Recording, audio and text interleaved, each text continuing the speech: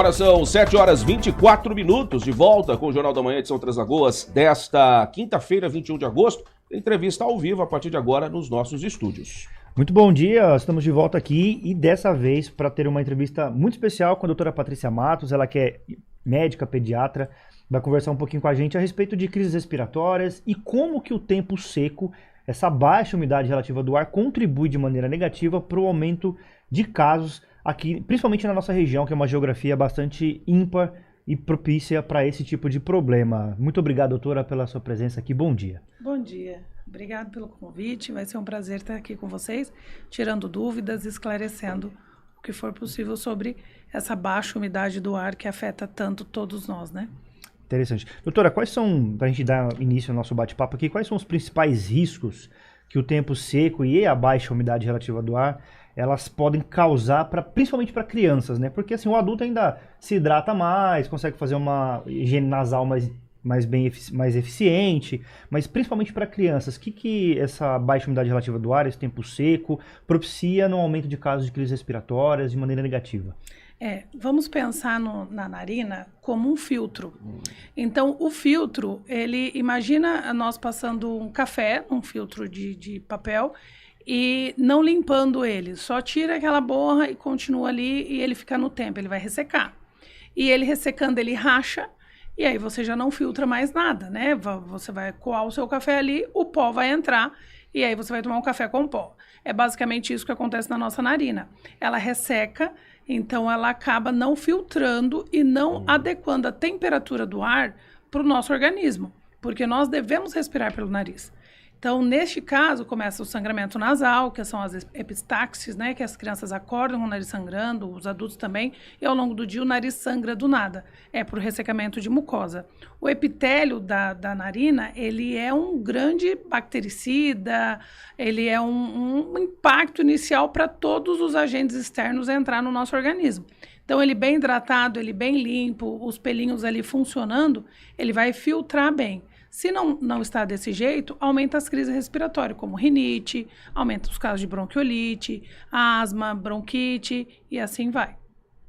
Quando a gente fala de criança, doutora, normalmente, né, menores, até de 0 a 1 ano, 1 ano e meio, né, também afetado da mesma maneira com esse clima? E quais são os sinais que o pai tem que ficar atento, já que, né, bebê, por exemplo, não vai conseguir falar, obviamente, né? Mas quais são os sinais que indicam que os pais precisam estar alerta?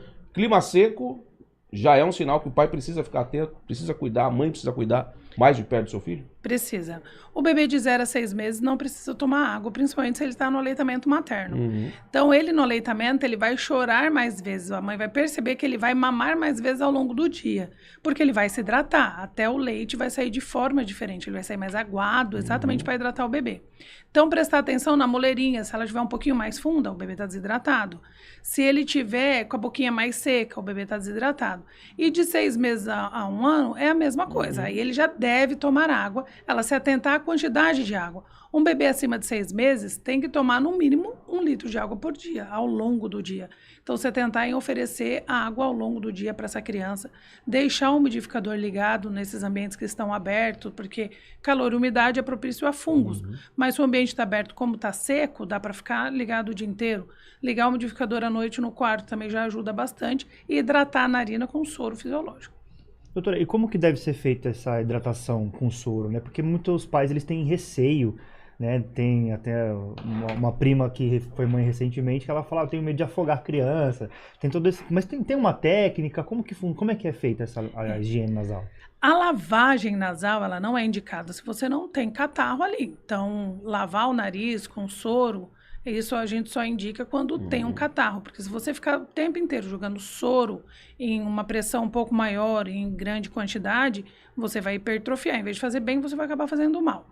Agora, para hidratar, é aqueles sorinhos de jato contínuo. Espirrar um jatinho em cada narina para bebê, que é mais leve, tem específicos no mercado, já vai ajudar a hidratar aquela narina. Você fazendo isso 3, 4, 5 vezes ao longo do dia, você percebe os dias mais secos, os horários mais secos. Eu falo sempre, deixe na sua vista, porque você vai olhar e vai lembrar de aplicar. Isso não vai afogar, não vai nada, vai só deixar umidozinho, já vai ajudar bastante. Com o tempo seco ele favorece o aumento das alergias e as crises respiratórias nas crianças. E aí a gente tem, por exemplo, ar-condicionado, né?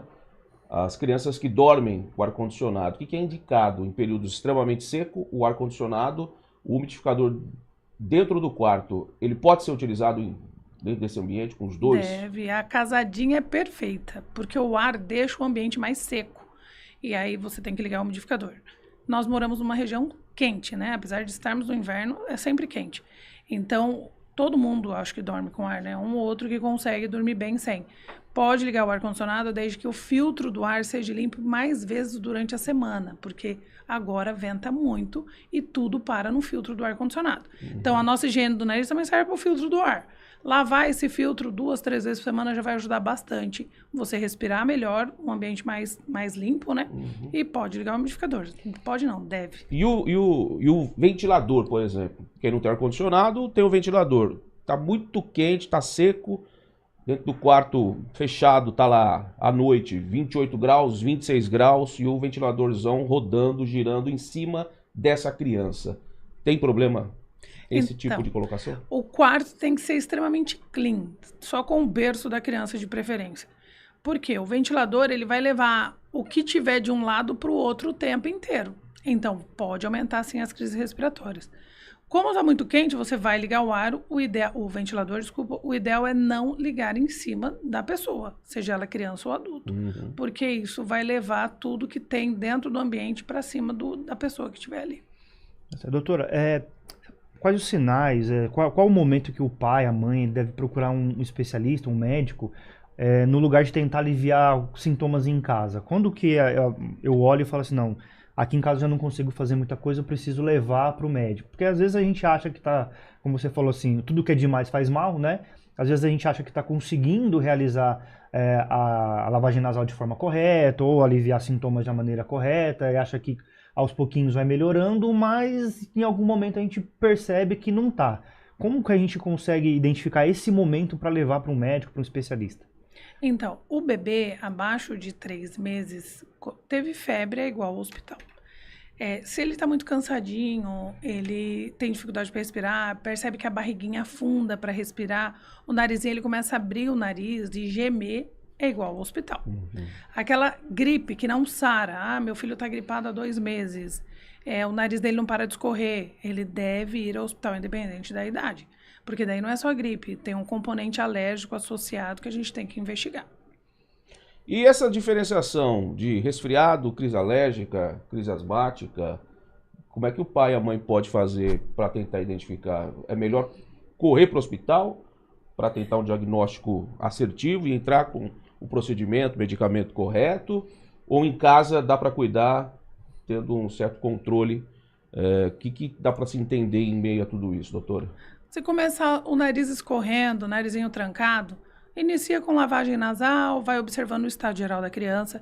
Se a criança começar a decair o estado geral, ficar prostradinha, mais quietinha, referir dor no corpo, aí a gente tem que pensar num sintoma de resfriado. Já a asma vai ter uma tosse persistente, uma tosse seca, às vezes desperta na madrugada com tosse, falta de ar, aquela criança que corre, tosse, anda de bicicleta, tosse, dá uma gargalhada, no final vem a tosse, isso é asma. Então, deve ser acompanhado. Doutora, o tempo seco, a nossa região, né, a nossa geografia é bem seca, né? E como a senhora comentou, é quente. Ainda, mesmo em tempos de muita tecnologia, a gente tem bastante criança que gosta de ir pra rua, jogar bola, andar de bicicleta, né? Brincar, correr. E aí, existe alguma recomendação específica, algum cuidado específico para que essas práticas esportivas, essas brincadeiras, elas não agravem sintomas, essas crises respiratórias, pensando justamente nessa questão da baixa umidade relativa do ar, do tempo seco? Tem alguma coisa que a gente pode já fazer para evitar o problema no fim do dia ou ter que à noite correr para o hospital? Então, criança deve brincar, né? Nos horários mais secos, o ideal são brincadeiras mais dentro de casa, brincadeira mais leve, que não exija tanto esforço físico. Nos outros horários do dia, que está menos seco, né? No entardecer, no final do dia ou de manhãzinha, tomar bastante água. Pode correr, pode brincar, pode jogar bola, tem que brincar, mas sempre se hidratar. A mãe ficar sempre esperta, mandar uma garrafinha, olha filho, toma água toda hora, lembra de tomar água, porque a criança quando tá brincando, eu costumo falar que elas não sentem nada, não sente fome, não sente frio, não sente sede, então a gente tem que estar em cima, mandando tomar água, exigindo que tome. E a alimentação, e aí a gente tem essa condição, a imunidade também tem que estar em dia, né? Dessas crianças. Brincam, correm, se divertem e voltam para casa muitas vezes com sede, mas abre a geladeira, tem lá um refrigerante, né? Ao invés de tomar água, vai tomar refrigerante. Aí a mãe vai oferecer aí um café da tarde ou a hora da janta ou do almoço, e aí a criança substitui por biscoito, por salgadinho, que tem sempre dentro do armário, tem lá, né? E aí a imunidade da criança, ao longo do tempo, ela pode diminuir porque está comendo muita bobagem, né? Ajuda, piora. Quando a gente tem um clima desse, a imunidade da criança está ruim porque não se alimenta adequadamente. Pode agravar, de certa maneira, uma criança que não... Os pais não exigem da alimentação correta? Eu brinco que isso é um crime, né? Não ter. Se a criança não tem controle sobre isso, você não consegue ter controle, não compre. Não precisa ter essas coisas em casa, porque se não tiver, ele não vai ter acesso, não vai consumir. Essa amplitude térmica o nosso corpo não acompanha.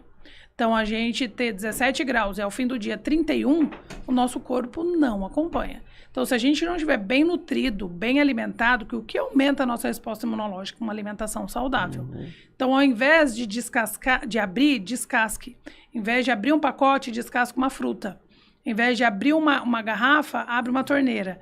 Então, trocar. Não ter em casa se você não tem controle sobre isso, porque o seu filho vai ficar doente com mais frequência do que os outros. O nosso corpo já não acompanha a amplitude térmica. Se não tem uma alimentação balanceada minimamente, aí não tem muito milagres para se fazer. A criança vai ficar doente com mais frequência e com mais gravidade do que outra criança que se alimenta melhor.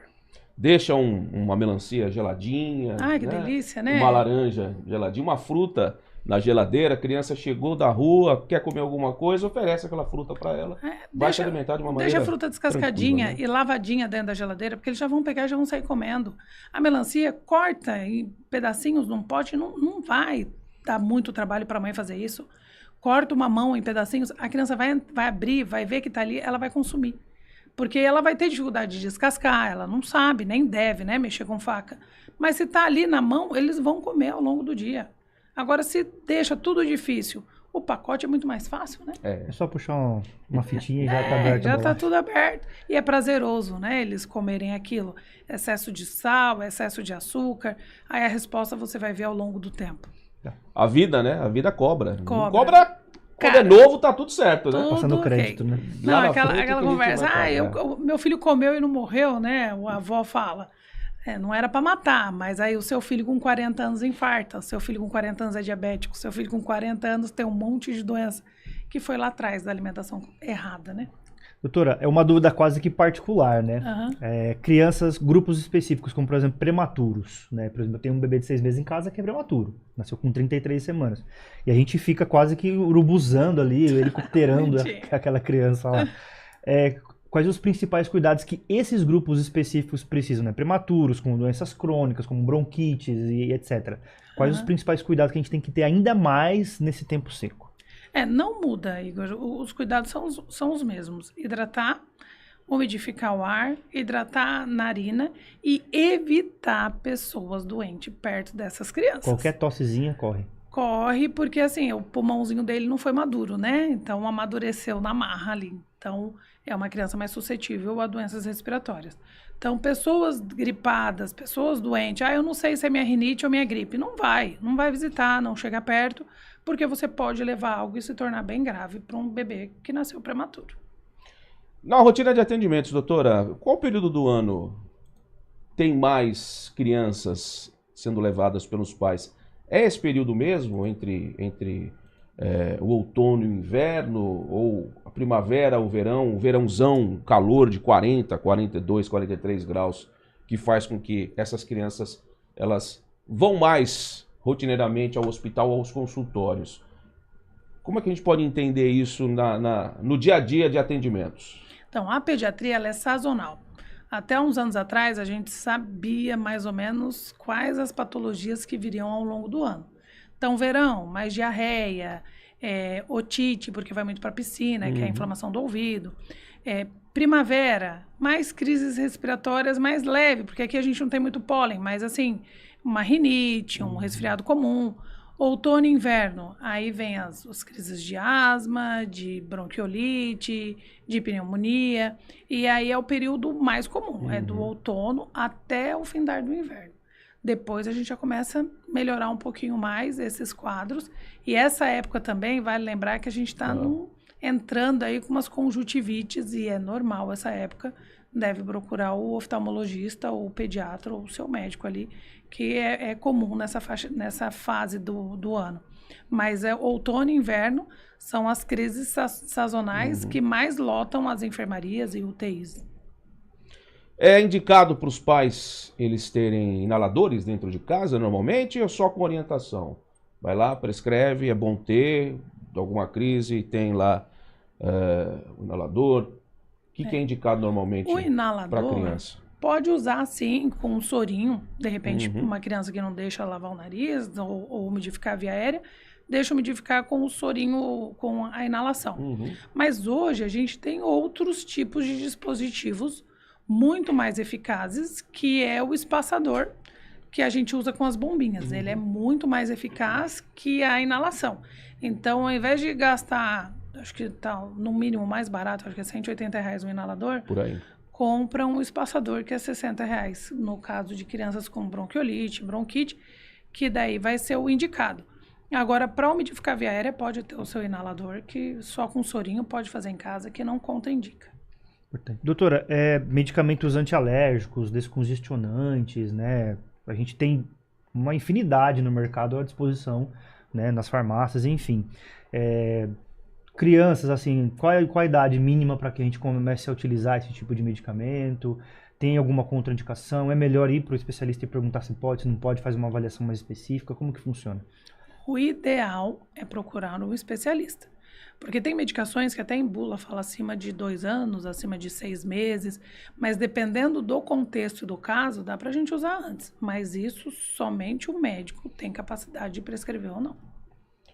O descongestionante, vai ver a dificuldade, às vezes utiliza, né? E vai lá e quer pingar gotinha. Tem riscos para uma criança? Muito. O descongestionante nasal, que tem a anafazolina, ela pode matar uma criança. Então, esse tipo de medicação, até se os pais usam, é comum a gente ver um acidente da criança ver muito o pai aplicar no nariz e ele acabar aplicando, pode levar até óbito. Então, essa medicação é mega contraindicada para criança. Não pode. Todos eles? O sorinho de hidratação pode. Agora, que descongestionante, é o 0,9, né? Aquele básico. Esse pode comprar à vontade, usar, lá vão ter. Agora, o descongestionante nasal, somente sob orientação médica. Esse é muito perigoso para criança. Independente da idade. Independente da idade. Então, ficou alerta, né? Se até para a galera mais velha tem as suas contraindicações, né? Do seu uso ali. E tem gente que coloca aquele troço no bolso e não sai sem, né? Não sai. Por quê? Na hora que você aplica aquilo no seu nariz, ele vai abrir a sua mucosa. E imediatamente você vai respirar. É uma delícia respirar pelo nariz, né? Só que o efeito colateral dele é a vasoconstrição. Então, do mesmo jeito que ele dilata, ele constringe. E aí ele vai abrindo e fechando. A própria medicação faz com que você fique com o nariz obstruído. E a própria medicação abre o seu nariz. Então, você acaba ficando dependente dele, não que você viciou nele, mas é que respirar pelo nariz é sensacional. Então, a pessoa que utiliza isso com frequência tem que procurar um especialista para tratar e desmamar e sair dessa medicação. Porque a mesma coisa que ela faz na musculatura do nariz, ela faz na musculatura cardíaca. Então, não é uma medicação para você usar à vontade, ela tem seus riscos. Esse é um problema que a gente enfrenta no Brasil com qualquer tipo de medicamento, essa coisa de automedicar. Funcionou para mim, hábito, amigo. Né? Passa pro colega, não, esse aqui é bom, não sei o quê, vai lá na farmácia, pede tal medicamento que é muito bom. Tem esse problema, a gente está vendo, né, diversos casos espalhados pelo Brasil, e agora aqui com o reforço de uma profissional, que não é todo medicamento que é bom para você, para o seu filho, porque foi bom para a amiga, ou para o amigo, ou para o filhinho, coleguinha da escola. Tem que tomar cuidado. Tem que tomar muito cuidado. O Sebastião Cavalcante aqui está perguntando, você já respondeu a respeito do quarto, como tem que ser e tal, Ele faz um questionamento interessante a respeito do cigarro, pais que fumam com esse período do ano. E normalmente fumam, eu fumo fora de casa, não fumo dentro da casa. Tem gente que fuma dentro da casa, enfim. Quais os perigos acarretam a questão do cigarro, dessa fumaça com esse período do ano atrelado a essa baixa umidade e esse calorzinho? O que acontece para uma criança pequena que recebe essa fumaça ali? Se pra gente é incomoda, imagina para uma criança muitas vezes que não sabe falar, né? É igual a crise de asma. Então, essas queimadas, fumaça de cigarro, o cheiro do cigarro, porque quem fuma fora, fumo fora de casa, respeito minha família, ok, você entra, o cheiro vem junto, e aquele cheiro faz com que o seu nariz, a sua narina, ela faça uma constricção. Então, faz uma rinite irritativa, para quem tem asma, a mesma irritação que faz no nariz vai fazer no pulmão. Então, é igual a crise de asma. Então, queimadas, qualquer tipo de fumaça é um veneno, é igual a crise. Mas a do cigarro, ela tende a ser um pouco pior ou não? Eu acho que ela é igual, é que a do cigarro ela é mais comum e tem o tempo inteiro, né? Porque quem fuma, fuma o dia inteiro. O pessoal normaliza isso, né? Exatamente. Situação bastante complicada e, claro, as pessoas precisam ficar atentas. Os pais precisam ficar atentos, né? Aos sinais. Seus filhos, ninguém conhece melhor o seu filho do que o próprio pai ou a própria mãe. Então sabe se tem alguma coisa errada acontecendo ali e tem que correr. O sinalzinho de alerta vem dos pais, né? Na hora que eles olham para o filho, eles sabem se o filho tá legal ou não. O olhinho deles fala muito. Um pediatra que você chama de seu vai olhar na rua o teu filho e vai falar ele não tá bem, porque já conhece. Imagina os pais. Então, olhar para a criança, sempre você vai saber se ela está bem ou não. O olhinho delas não mente. E é isso, é ter cuidado todo especial, não só nesse período do ano, mas durante todo o período, como a senhora já citou, vem aí o período da conjuntivite, né? Vem, agora começou. E se estende até o verãozão chegando, e aí vem os outros problemas envolvendo a galera que gosta de uma piscina, a pra beira do rio, e assim vai. Os cuidados não podem parar. O que mudou, doutora, de lá atrás para os dias de hoje em relação a todas essas doenças aí que acometem as crianças? É a mesma coisa ou a gente vê um aumento no número de atendimentos? Se a gente pegar de 20, 30 anos para cá, nessa rotina de atendimento, deu uma piorada a nossa saúde no modo geral? Absurdamente. Eu sou pediatra há 16 anos. Eu nunca vi o que eu vi nos últimos 3 anos dos casos de complicações causadas por vírus e vírus que estão aí a vida inteira. Então, o vírus sincicial respiratório, que é o responsável pela bronquiolite, judia tanto dos bebês como judiou nesses últimos 3 anos. Alguns outros vírus, rinovírus, fazer umas pneumonias tão grandes, com casos de necrose do pulmão e tudo mais, mas numa quantidade tão exagerada como eu vi nos últimos 3 anos. Então, mudou muito. Isso se deve à poluição, baixa essa amplitude térmica, também se deve à alimentação. Então, a resposta imunológica está mudando bastante. E as vacinas? A rotina das vacinas, das crianças, vacina de gripe, também é recomendada para as crianças. Tem um papel preponderante aí dentro dessa cadeia dessas doenças respiratórias. Elas estão sendo negligenciadas, de certa maneira, por parte dos pais? Antes da doutora responder, eu queria puxar o gancho do Henrique e fazer uma pergunta já no meio, já se me permite, que é no pós-pandemia. A gente tem essa questão do pós-pandemia também. Aliada à pergunta do Henrique, também temos as vacinas da Covid para crianças. Eu queria que você comentasse um pouquinho a respeito desses 2 pontos. Tá. Vacina, prevenção é o melhor remédio, né? Então, a vacina, ela está aí há muito tempo. Levanta-se mitos sobre as vacinas. Eu até brinco às vezes. Vocês conhecem alguém que morreu porque tomou a vacina? Então, fala-se muito, mas conhece-se pouco. Agora, você conhece alguém que morreu porque não tomou a vacina ou porque teve a doença? Isso todo mundo conhece. Então, a vacina é a melhor prevenção. Nós estamos percebendo que nos últimos 3 anos realmente diminuiu muito as campanhas de vacina. As campanhas continuam, mas a aderência à vacina. Pegou-se muito medo por conta da vacina do Covid. É uma vacina que não foi tão estudada, é uma vacina que causa isso, é uma vacina que causa aquilo. Estamos ainda em investigação, não tem nada muito comprovado. Mas a vacina do influenza, por exemplo, tá aí há muitos anos. Então, quem que você conhece que tomou a vacina do influenza e faleceu? Eu não conheço ninguém. Agora, que morreu em decorrência da doença, todo mundo conhece. A gente pode falar um nome Sim. muito comum, que é o Silvio Santos. Sim. Então, agora as outras vacinas, sarampo, nós havíamos erradicado o sarampo. O sarampo está voltando com força total. Por quê? Por falta de aderência à vacina. E então, a vacina, ela é a melhor prevenção. Deve se vacinar.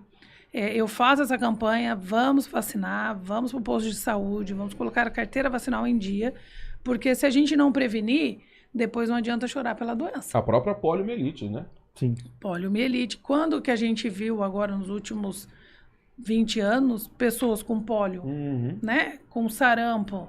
E aí tá voltando tudo por baixa aderência à vacina. E quem que a gente conhece que tomou a vacina do Zé Gotinha e teve alguma coisa? Eu não conheço ninguém. Tem aquele que vai ter? Tem. Mas essa pessoa, com toda certeza, tem alguma alteração de imunidade, alguma imunodeficiência, e por isso teve uma reação exagerada àquela vacina. É importante a gente se cuidar, viu? E cuidar quem a gente ama, né? Quem tem Aham. que amar os seus filhos, tem que cuidar dos seus filhos por conta desse amor incondicional. Não é o vizinho, a coleguinha, o conhecido que vai amar o seu filho, vai amar os seus. Mas tem que cuidar, porque senão pode, de repente, virar óbito por conta de uma negligência, né? Exatamente. E isso acontece muito, infelizmente, né, doutora? Infelizmente, é muito comum. Filho é um presente de Deus, eu falo isso diariamente. É um presente que Deus deu para você. Então, guarde como um presente de Deus, é extremamente valioso. Se a gente perder, o vizinho vai chorar, vai sentir, mas ninguém vai sentir a dor dos pais. Então, quem tem que cuidar, quem deve cuidar, são os pais. Então, olhe os seus filhos, sempre. Olhe a carinha deles todos os dias. Olhe várias vezes ao dia. Fala, eu te amo, cuida, ama, beija. Porque não tem coisa mais gostosa, né? E o dia de amanhã ninguém sabe, né? Então vamos fazer a nossa parte no presente, que é o que a gente tem de segurança, né, doutora? Exatamente. O que a gente tem é hoje. Vamos cuidar. E os cuidados são fáceis. Se a gente for ver, é fácil cuidar de um filho. Alimentar, dar carinho, hidratar, cuidar nas horas que eles ficam doentinhos. E assim vai. Então, a parte mais difícil é educar. Agora, o cuidar é fácil. É verdade. Tá certo, doutora. Queria agradecer a sua presença aqui com a gente para esse bate-papo muito legal, que a gente sabe que as pessoas prestam atenção, ouvem e absorvem, porque conhecimento nunca é demais, né? O conhecimento deve ser dividido. O conhecimento, quando ele fica só para você, ele é negligenciado. Nós temos que dividir o conhecimento, seja ele qual for. Muito bom. Agora, 7 horas e 52 minutos, o Maicon aqui mandou um abraço, né? Um excelente Querido. Profissional. Né? O Edson de Mello também mandou um bom dia aqui pra gente. 7h52, a gente vai para um rápido intervalo. Obrigado, doutora, pela sua presença aqui. Eu que agradeço. Tá? Qualquer coisa, estou à disposição. Estou aqui para tirar dúvidas, para a gente conversar sobre qualquer assunto.